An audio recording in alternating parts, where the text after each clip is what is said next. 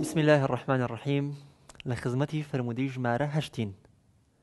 ئەمەوێت سەرنجتان بهێنمەوە بۆ سەرەتایی فرمودەکان. یەکەمین فرمودە باسی بەکەمکردنی دنیا بوو. ئیشمان بەم زنجیرەیە هەیە بۆ ئەوی چاک بزانین لەکوێی باسی پەیامە پەروەردەیەکانی فەرمایشتەکانی پێغەمبەری خوای صلی الله عليه وسلم. یەکەم وەکو وتمان بەکەمگرتنی دنیا و نیەتبوونمان بۆ خوا. دووهەم باسی ئەهلی تایبەتی خوا بوو کە کێن باسمان کرد. سێهەم ئەخلاقی گەورەترین کەسمان بوو و لە چوارەمە دوعامان کرد لەگەڵ پێغەمبەری خوا صلی الله عليه وسلم بۆ ئەو کەسەی کە فەرمودەکانی پێغەمبەری خوا ئەگەیەنێ بە هەمان شێوە خوای گەورە دەزای خێری مامۆستایانی پرۆژەی نووری جیهان باتەوە و ڕەحمەتەکەی پێغەمبەر کە بە دوعا کردوێتی ڕەحمەتەکەی خوایان بەرکەوێ. لە فرمودەی پێنجەم و شەشەمە باسی گەورەی گەیاندن و زیندووکردنەوەی فەرمودەی پێغەمبەری خوامان کرد صلی الله عليه وسلم. لە فەرمودەی ژمارە حەوت ئەو مژدەیەمان بیستە کە خوای گەورە لە ڕێگەی پێغەمبەرەکەیەوە هەرگیز فەرموویەتی هەرگیز خوای گەورە واز لەم ئومەتی ئیسلامە ناهێنێت و خەڵکی باشمان بۆ پەروەردەکە.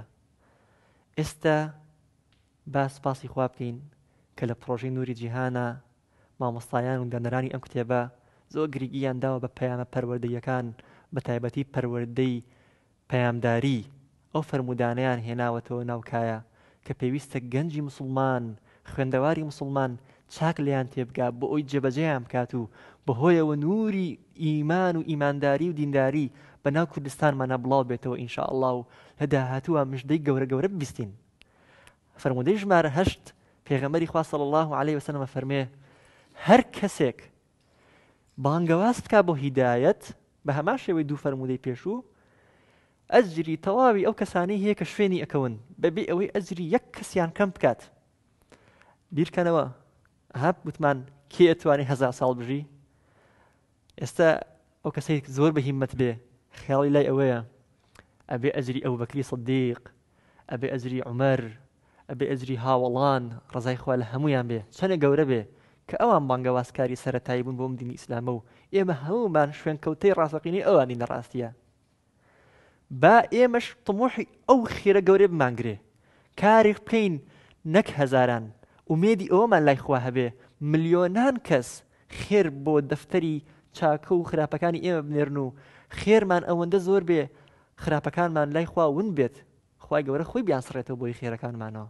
مسلمان ئەبێ ئومێدی هەبێ و مسلمان ئەبێ تموحی زۆر بێ لە بەهەشتا دەرەجەی زۆر بەرزی هەبێ. دەی فەرموو با لە ڕێگەی بانگەوازکردن بۆ هیدایەتەوە ئەو ئەجرە گەورانەی کە هەرگیز خۆمان ناتوانین جێبەجێ بکەین بەقەر هەزاران کەس کار بکەین با کار بکەین بۆ ئەوەی هەزاران کەس بەهۆی ئێمە تووشی خێر بن تاوەکو ئەجری ئەوانیش بۆ ئێمە بێت و لە لای خوا وردە وردە دەرەجەمان بەرز بێتەوە. بەڵام نیەتمان بیر نەچێ هەمیشە و هەمیشە تازەی کەینەوە گوتەنی ئەپدەیتی کەینەوە لەگەڵ ساعاتەکانمانە. وەسەلام عەلەیکوم وەڕەحمەتوڵڵاه.